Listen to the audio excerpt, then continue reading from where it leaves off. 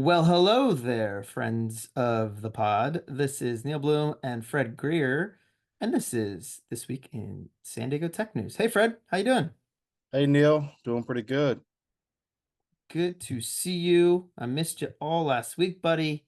We've been running around the community doing the thing. I think we're all still kind of coming out of the San Diego Startup Week fog or from just a great week.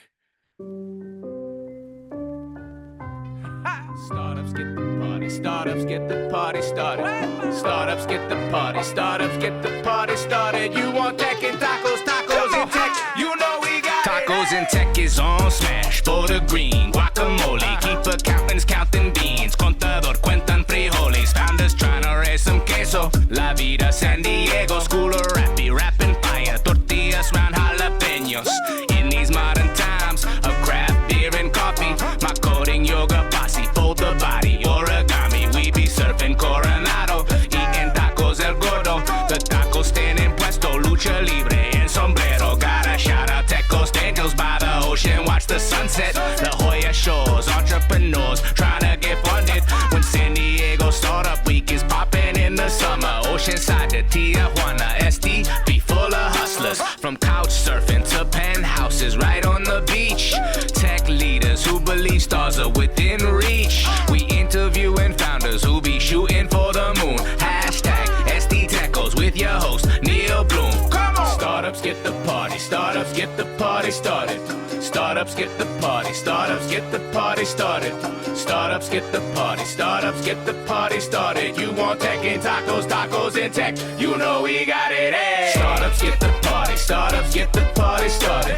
Startups get the party, startups get the party started. Startups get the party, startups get the party started. You want tech and tacos, tacos and tech, you know we got it, hey!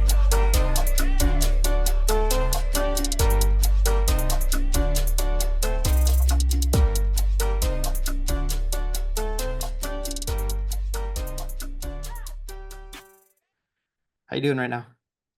I'm doing a lot better. Last week I did come down with a flu, so I did miss most of Startup San Diego week, but I've enjoyed seeing all the posts on LinkedIn. There was so many people out and about networking, attending panels, speaking on panels. It was really great for our startup city. It really was. It was fun. I was there for I think 4 of the 5 days. I also needed a little break because I was still coming down from LA Tech week the week before and Stocktoberfest. Stocktoberfest was super fun. Probably 500-600 people came together in Coronado for a few days of all things money, I would say. We had just as much crypto talk, meme stocks talk, banking and wealth management, all the things. It was really cool. And there was a lot of San Diegans there, as well as a lot of, I would say, a lot of Twitter personalities in the money world. So Howard Lindzen held it down on stage for a solid 2 days, which was pretty cool. And then I was back and forth at Startup Week. In between then, I also went and spoke at our favorite class to speak at, the social entrepreneurship class at UCSD Rady, which was I spoke a week after you did, Fred, which was fun to talk to that class. I've got a number of follow-up meetings with a bunch of students who want to talk about career and internships and all this stuff. Always a fun time.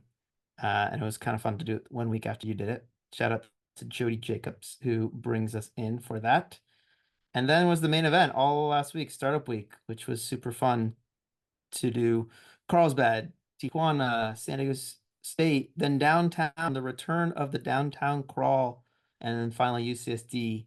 It was pretty fun. What was super cool was some of the keynotes that we did actually. So first night in Carlsbad, first of all, it's always fun to close down some streets. It always feels like, we're doing something big when you close down some streets, which we did right in front of the Carlsbad Village train station.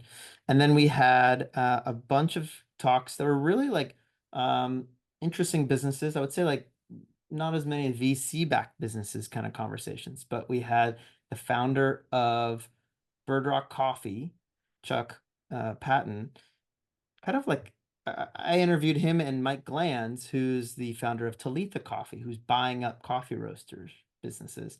So it's cool to hear the two of them talk, because Chuck talked about, hey, it took so long to get up to the first and then the third coffee spots, Bird Rock. And then he's like, it wasn't a startup anymore. And so he stepped back actually and sold the business after 3 Bird Rock locations. And here is Mike coming in, buying 3, 10, 15 location spots now. So it's kind of cool to hear, the differences in their style and what they both like, and what they're both good at as entrepreneurs, and what they recognize when it's their time to move on, or just get engaged. So that was a cool conversation. And then we had Sarah from Fashion File, Sarah Davis, the founder, talked an amazing journey of where they've been. I know you and I got to know it a little bit a year ago when we did a tour of her facility, but hearing the story, it resonated in a totally different way. I mean, I didn't realize 25 years ago when she started, it was just an eBay store she was doing for fun, where she was just reselling super high-end purses on eBay.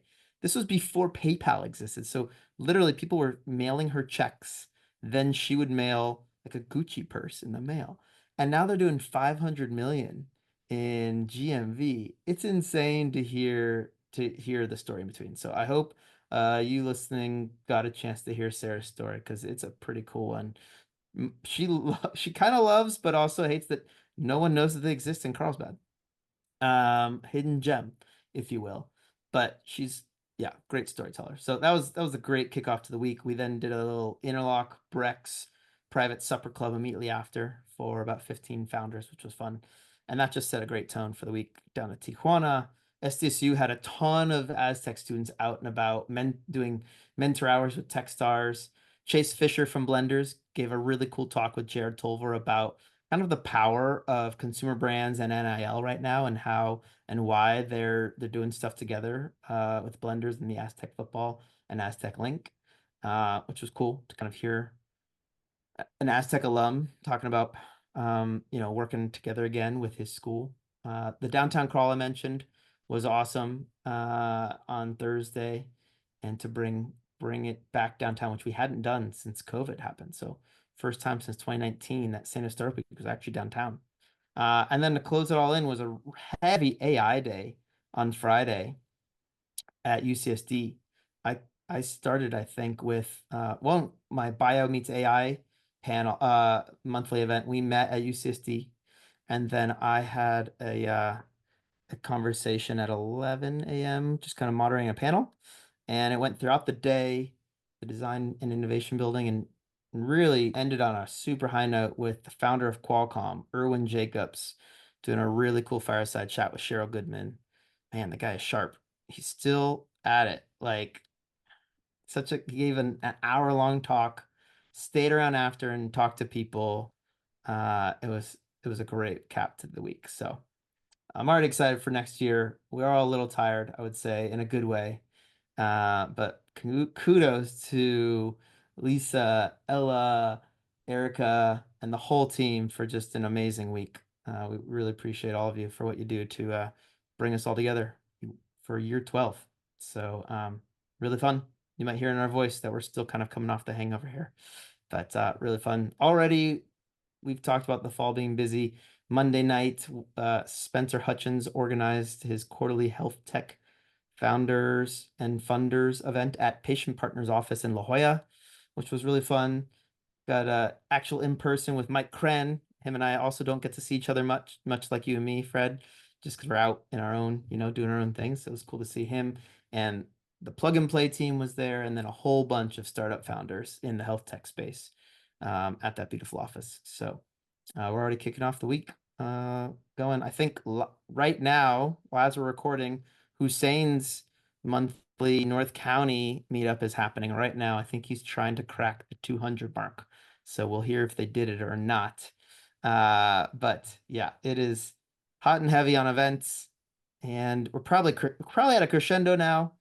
Probably it'll start to taper off as we get towards Thanksgiving, and we'll talk about some upcoming events here in a second. But we got a bunch of other news going on, some fundings, and I'm sure you'll hear a few more just up till Thanksgiving, and then it'll get quiet again, I'm sure, on fundings through the holidays, and then a bunch will be announced right after the new year. So why don't we kick it over fundings, Fred? I'll just turn it over to you, and I'll add some color on a few of these. Yeah, so I would say the big thing I'm seeing on the funding side, the first half of 2024, we saw very few tech financings. And going into Q4, I'm starting to see that pick up a little bit more on the tech side. We have 2 tech deals to to share with you guys today. Wildfire Systems raised a Series B funding. They raised 16 million. We also have another tech company called Serenity EHS. They raised a 5.5 million. Wildfire Systems has continued to grow and find success. I believe they create a software platform for rewards and loyalty, like a loyalty platform for brands. And it was founded by a former eBay executive right here in Solana Beach. And they've been around for a few years now. So it's great to see them continue to grow. I think Intuit Ventures and Mucker Capital led that round. So it's great to see some local SoCal investors on the cap table. And also Serenity EHS. I was wondering why I haven't heard about these guys, but I actually remember Brittany Meiling, who used to cover the tech scene at the Union Tribune back in 2019, did a piece on them when they raised the seed round. The headline was ex-ServiceNow employees launched tech startup Serenity EHS, founded by former executives. And so they just raised 5.5 million. It's just really cool because we see big companies like Qualcomm and some of the senior executives spin out their own companies. And so I'm seeing the same thing with ServiceNow. I'm going to reach out to them to find out more about what they do. But it's just good to see overall tech financing pick up. We also had some grant funding. I think we talked about it in the previous podcast, but there was 3 companies that received funding from the DoD: Allogenesis, Celebri, and Orgo Bio, and they're focused on bio-industrial materials for the government. So it's great to just see that companies are able to get more capital during a pretty slow downturn. I'm talking to a lot of bankers and investors, and they're saying that the IPO market is still closed and frozen. They don't expect it to open up until the second half of next year. So some of the fundings will still be kind of tough going to the tech founders.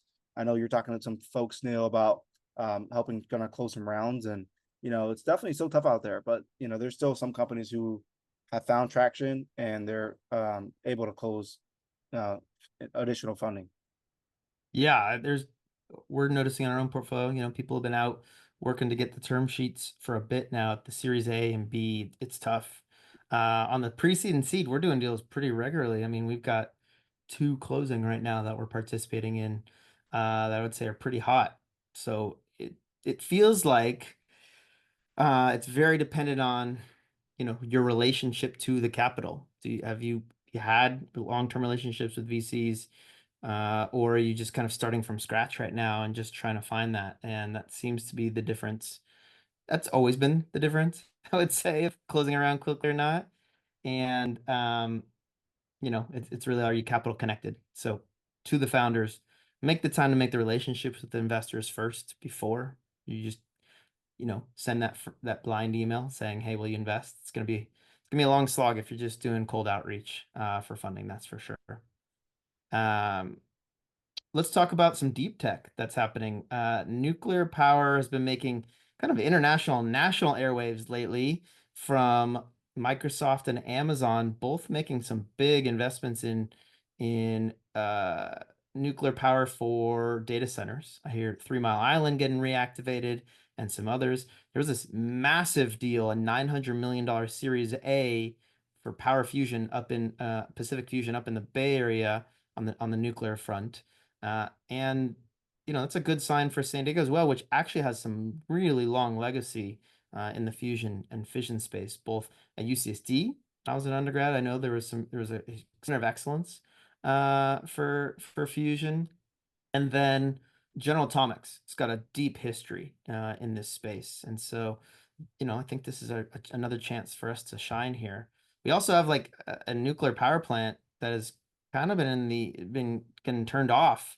This might be a chance for it to get turned back on with San Onofre, which I know is being talked about. You know much about how General Atomic is benefiting from the new nuclear news?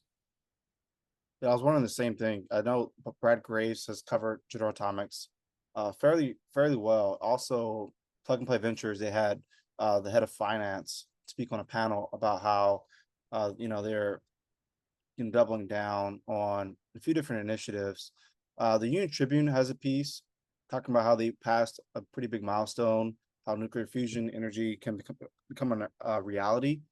And I haven't had a chance to really dig deep into it, but I just know General Atomics is one of the larger players in the defense space.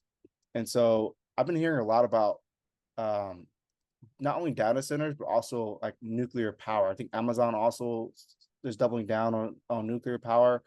It's a trend that is continuing to grow. I'm not sure the whole details on it. What are your thoughts? Yeah, so look, like fusion specifically, which is what General Atomics been working on. And so they have like a few center of excellence. Yes, they've been doing drones, but they also have this whole kind of energy sector as well, which includes fusion, electromagnetics. So they actually build a new launch pad for the carriers. Instead of steam, it's actually electromagnetic launch. And then fusion, which is this huge research center called D3D. And they just hit their 200,000th experiment on it. They call it a shot. So they actually, every time they take a shot in terms of trying to split atoms and experiments, these are happening right here in San Diego, by the way. Like we're actually, there's a lot of people who are,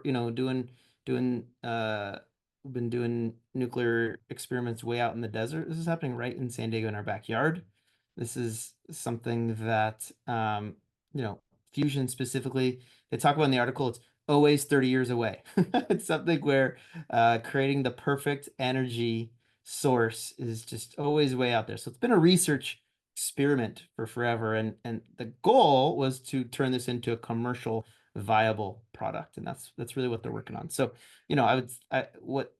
what the hope is, and this article highlights, is that with this new renewed investment, private investment into nuclear, the hope is that this will go from research to commercial viability. And so just the fact that there's 700 researchers right here in San Diego specifically working on fusion means that when there's talent pool density, and San Diego is great at deep tech and hardware tech, this should be an area that we should be looking at actually. I actually caught a webinar this morning as well that Larson from Harpoon Ventures was doing, and he was interviewing one of his portfolio companies who is doing nuclear power. So it's definitely an area that is getting more investment interest, and it would be great for us to continue to put a spotlight on it. I'm right now curating the content for TechCon SoCal, and I'm going to have a deep tech panel or deep tech track, and one of them explicitly will just be on nuclear. So keep an eye on that. TechCon SoCal is happening in January of 2025. So this is an area that I definitely am interested in focusing on, just because of how much headlines it's getting right now. So we'll report more as we hear more. That's for sure. You definitely hear us talking about a lot about energy, battery tech, and solar. And actually, why don't we just jump to another solar or energy deal. I'm gonna skip one here real quick, Fred. Empower out of Carlsbad, they have been working on space-based solar panels, kind of a new generation of them. Solar panels been powering space vehicles since 60s, honestly. But Empower specifically kind of has a new investment, if you will, on space-based solar, and they landed a pretty big deal with Airbus, the giant aerospace company out of Europe. And so Kevin Hell, CEO there, just kind of came out. I feel like they've been in stealth a bit with this big deal that kind of came out. Have you been following Empower at all, Fred? Yeah, I actually covered Empower when they first moved to San Diego from a very small town. Empower came from like Albuquerque. They were focused on creating solar energy like materials for satellites and other industries. So yeah, they landed a pretty big contract with Airbus. Sounds like it's a multi-year deal. I actually connected the CEO to the Business Journal, and they did a nice piece. Recommend checking that out. But yeah, they've been around for some time, and it's awesome to see the growth and kind of like the spacing. We always see SpaceX, and we obviously have Viasat here. We also have some smaller startups that are also serving the space industry, and I would say Empower is one of the top companies locally that's serving the space. Yeah, It's another area that I hope to focus on during the deep tech trek. Space and energy in that regard as well too. And I think Kevin is scheduled to be on a future podcast coming up here shortly here on the Tacos and Tech podcast. So listen in for a deeper conversation around that. Speaking about some other tech companies here, Soshi, which we just talked about hitting the 100 million ARR milestone, just hired a new CFO, which is always a good sign, especially once you hit that magical $100 million mark. It's usually when you're starting to make an inflection point towards, what's the long-term future here? Are we going for IPO or bust or M&A? You follow this hiring here, Fred? I did see that. I thought it's good news. I'm curious if any plans to go public once the markets open up. I think they have about 45 employees locally in San Diego. They have 70 employees around different other tech hubs, and this new hire is C-suite. So yeah, it's great to see the movement, and we like to track who's moving around and what company. I also saw another early employee at Drata move over to another tech company, Sarah. And there's a lot of movement in the market. I'm seeing early employees move on to new gigs, and it's pretty common in the startup space. It is, yeah. And specifically the associate CFO hire, he's got some big tech experience being at ZoomInfo, Pantheon, most recently. And, that's kind of what you start to see is these companies. Soshi, by the way, has been around 10 plus years. I think that we were in Evo Nexus together 11 years ago. This is where you kind of bring in pretty different talent. You even question, are they still called a startup anymore at this point, right? It's a scale up, or even like, is it growth stage? Real, all these kind of naming conventions come to mind. It's what we want. That's what we're trying to do with our companies. We're really trying to level them up and catch up to the incumbents. You got to do it like so fast. You got 10 years to do what, your competitors have been doing for 30 to 40 years, especially in, well, I don't know if Soshi is in that space. They're specifically like enterprise social media marketing platforms. So social media has only been around maybe 20, 30 years, but still they got to catch up and beat what everyone else is using incumbent wise, which may be just direct push to Facebook. Well, this is a whole platform to power everything for you there. So keep your eye on, just one hire usually means that the company's at a trajectory point here that is worth watching what they do next.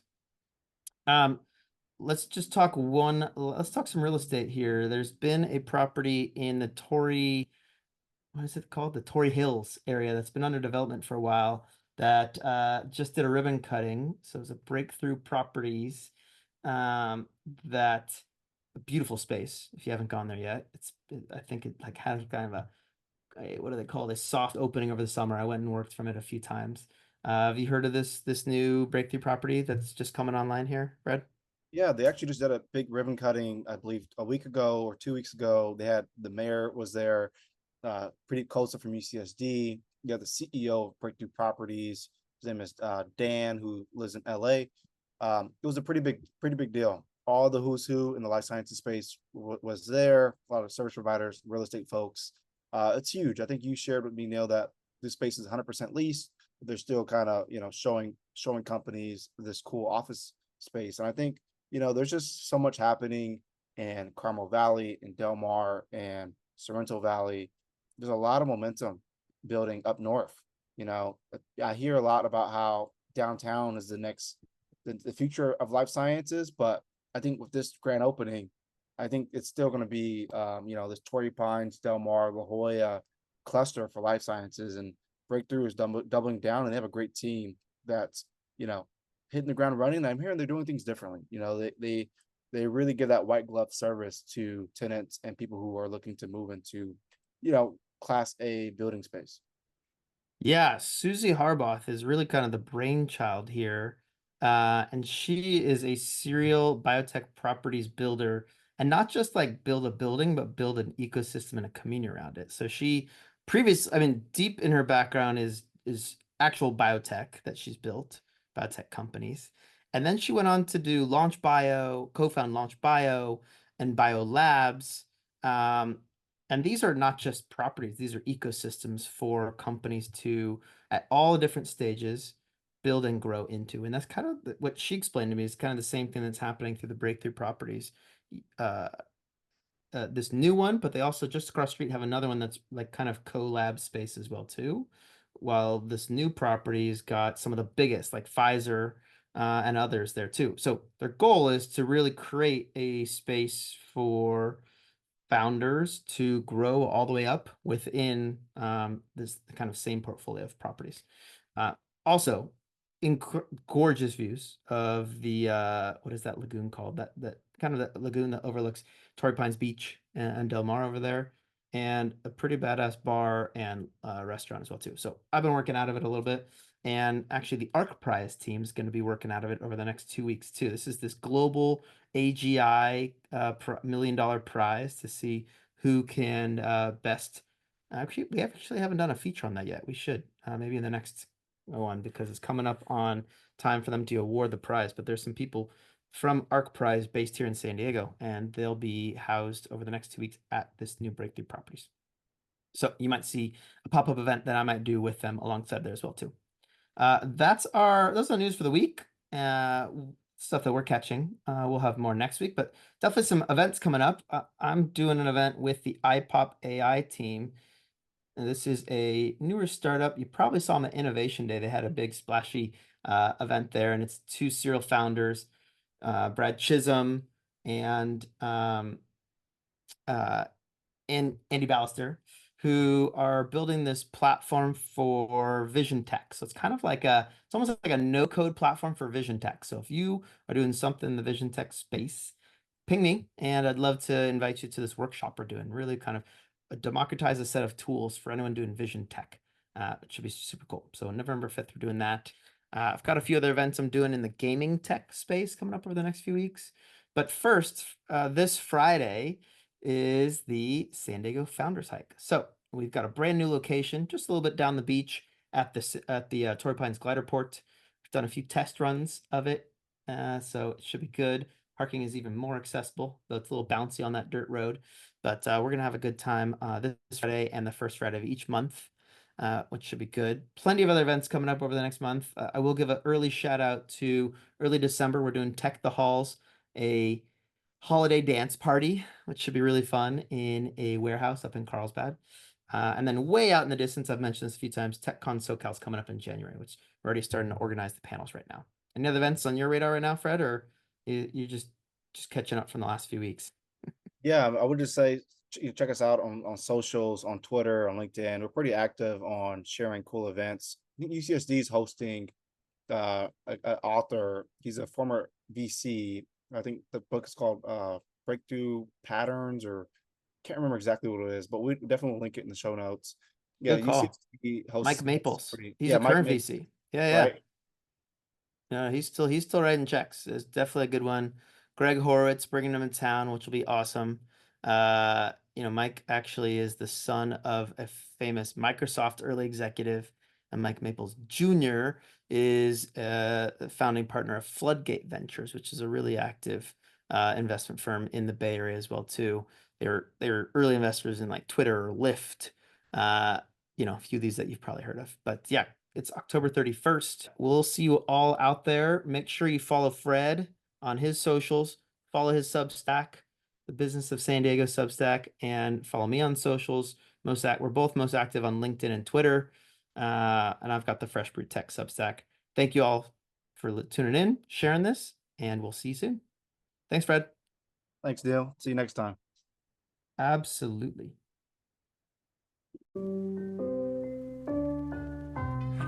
Startups get the party, startups get the party started. Startups get the party, startups get the party started. You want tech and tacos, tacos and tech, you know we got tacos and tech is on smash, for the green, guacamole, keep accountants counting beans, contador cuentan frijoles, founders trying to raise some queso, la vida San Diego, school of rapping fire, tortillas round jalapenos, in these modern times of craft beer and coffee, my coding yoga posse, fold the body, origami, we be surfing Coronado, eating tacos el gordo, the taco stand in puesto, lucha libre and sombrero, gotta shout out Tecos Daniels by the ocean, watch the sunset, La Jolla Shores,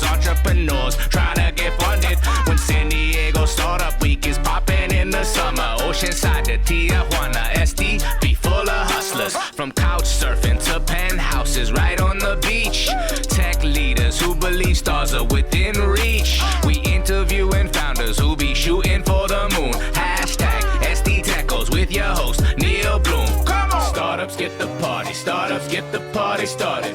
Startups get the party. Startups get the party started.